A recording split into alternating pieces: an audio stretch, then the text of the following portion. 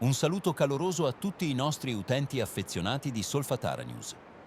Come ogni giorno siamo qui per aggiornarvi su ciò che accade nella nostra terra, nei Campi Flegrei e nelle zone limitrofe dove il respiro della caldera continua a farsi sentire. Un ringraziamento speciale a chi ci segue con costanza su YouTube, Instagram e TikTok e a tutti quelli che fanno parte del nostro gruppo Facebook, Solfatare News Group. Invitiamo tutti i nuovi spettatori a iscriversi ai nostri canali. Più siamo, più possiamo diffondere consapevolezza e informazione su ciò che davvero sta accadendo sotto i nostri piedi. E un grazie di cuore a tutti voi che state partecipando alla raccolta fondi su GoFundMe per l'acquisto del nuovo drone termico. Il vostro contributo è fondamentale. Grazie a voi possiamo continuare a sorvolare ogni giorno la fumarola Pisciarelli, il cratere della Solfatara, e monitorare costantemente i segni di questa terra viva e instabile. In questi giorni le notizie non mancano e la Terra ha ricominciato a dare segnali di movimento anche lontano da Pozzuoli. Partiamo infatti da quanto accaduto in Irpinia, dove, come spiegato dall'INGV, si è attivata una faglia sismogenetica. Le scosse avvertite nei giorni scorsi, la più forte intorno a magnitudo 4,0, hanno origine in una frattura profonda della crosta terrestre che, secondo gli esperti, potrebbe continuare a generare terremoti. L'INGV spiega che la faglia presenta un movimento di tipo inverso, tipico delle zone in compressione. Un blocco roccioso si spinge sopra l'altro, accumulando energia che prima o poi viene rilasciata in superficie. Questi fenomeni, apparentemente lontani, sono in realtà parte di un unico grande sistema geodinamico che coinvolge tutto il nostro territorio, dai monti dell'Irpinia fino alla caldera dei Campi Flegrei. Un segnale chiaro che la Terra sta riorganizzando le sue tensioni interne e che l'intera area flegrea deve restare sotto osservazione costante. E mentre l'Irpinia trema, anche qui da noi, nei Campi Flegrei, la notte ha portato nuove scosse. Secondo i dati dell'INGV, alle 5:13 di questa mattina una scossa di magnitudo 2,0 ha colpito il golfo di Pozzuoli, con epicentro a pochi chilometri dalla Solfatara e a una profondità superficiale di circa 2 a 3 chilometri. Un terremoto lieve, sì, ma molto superficiale. E questo, lo sappiamo bene, è ciò che più deve preoccupare. Ogni evento di questo tipo è un piccolo segnale di un sistema che si muove, che respira, che continua a deformarsi sotto la pressione dei gas e del magma profondo.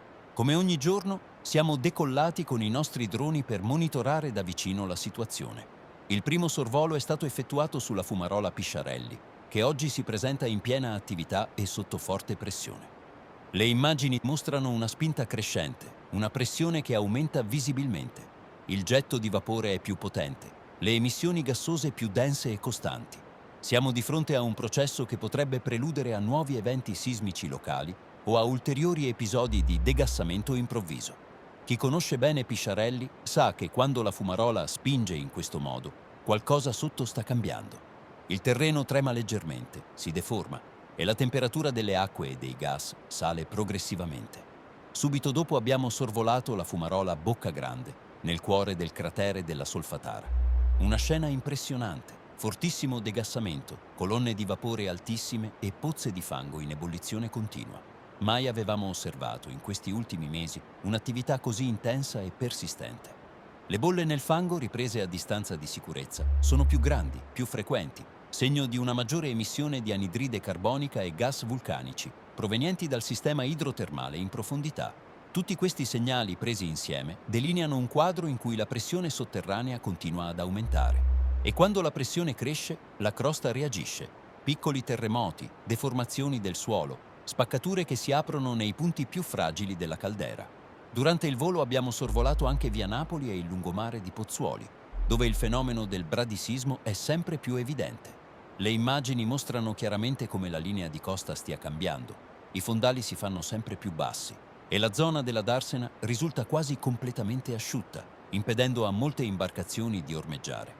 Persino nella zona del porto, dove solitamente l'acqua era più profonda, oggi si nota a occhio nudo un innalzamento visibile del fondale. È la conferma che il suolo continua a sollevarsi, giorno dopo giorno, in risposta alla spinta dei gas e delle pressioni che si accumulano nel sottosuolo flegreo. Questi fenomeni non vanno sottovalutati. Ogni piccola variazione, ogni segnale termico o deformazione del suolo fa parte di un mosaico più grande che racconta l'evoluzione della caldera dei Campi Flegrei. E mentre gli esperti continuano a studiare, noi di Solfatara News continuiamo a monitorare quotidianamente, con i nostri droni, ogni respiro di questa terra viva. Lo facciamo per voi, per informare, per documentare e per ricordare che la natura qui non dorme mai. Restate con noi, continuate a seguirci su tutti i nostri canali e condividete questi aggiornamenti. La consapevolezza è la prima forma di sicurezza. E un grazie ancora a chi ci sostiene nella raccolta fondi per il nuovo drone termico, che ci permetterà di fornire dati ancora più precisi e immagini ancora più tecniche per dare un'informazione sempre più precisa. Noi siamo Solfatara News e anche oggi vi abbiamo portato sopra la caldera, dove la terra parla e il suo respiro si fa sempre più forte.